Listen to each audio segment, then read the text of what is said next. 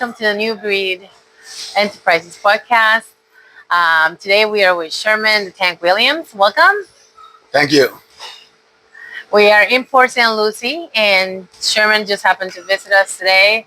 Sherman, for those in our audience that don't know about you, can you give us a little bit a history of your background as a boxer? Well, as a boxer, started as amateur in the Bahamas, Freeport, Grand Bahama, and I had a short amateur career, but it was one that shaped me to the man that I am today.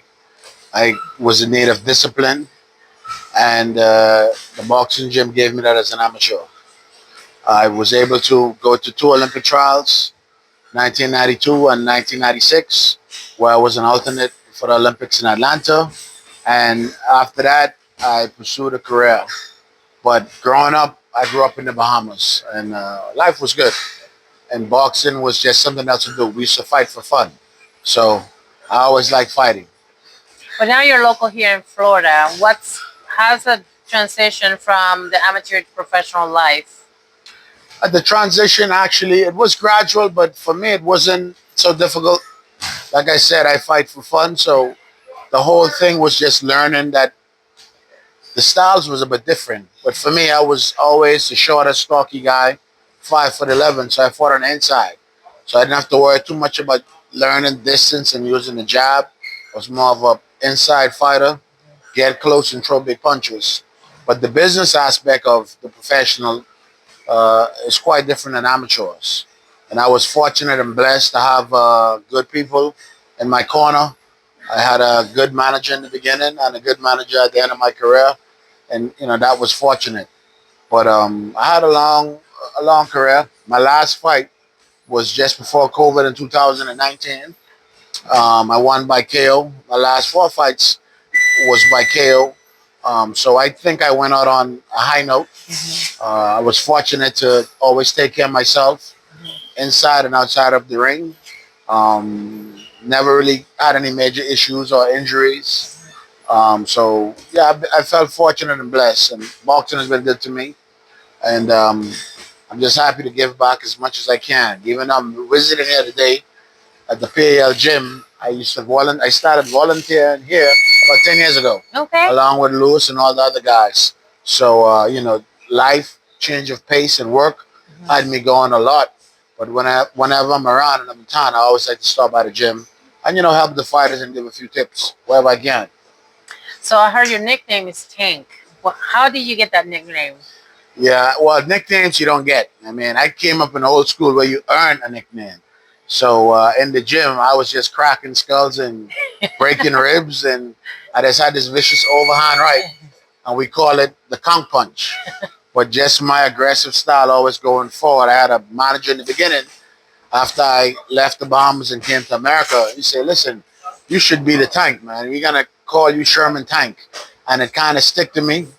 I signed a contract with a promoter back in Vegas, and we had a series of show with Cedric Cushion Entertainment called Thunderbox. And they was attempting to call me the Caribbean Shark, but the Caribbean Shark didn't last long. It was always the Tank and the Tank stick, and I am the first original Tank, not Tank Davis, not Mickey Mouse Tank, but Sherman Tank Williams was the first Tank on the boxing scene. And what do you feel has been the most impactful legacy that you can provide these kids that you're helping and supporting today? I think, well, it's just teaching them, the basics in boxing. What makes boxing so interesting is as a child or as a young man or as a young lady coming into the gym, the thing what you pick up is the discipline, and it's needed for the sport of boxing. You need discipline and self control. In life, especially the way life is so chaotic today in society. That's the main thing that most of these young men gonna need: discipline and self control. Know how to conduct themselves and how to act and know how to control themselves. Most of the problems we see in our society today is because a lot of people running wild with no self control. Yeah, we have a big number of no fathers in the home.